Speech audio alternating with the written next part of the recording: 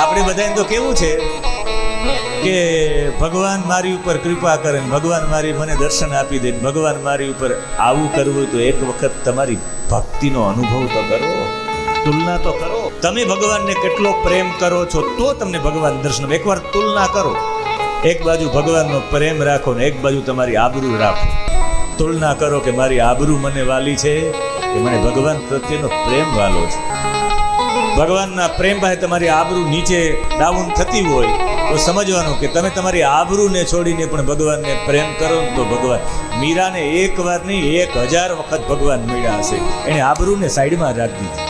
મારે આબરૂ બાબરૂ કંઈ ન ખપે.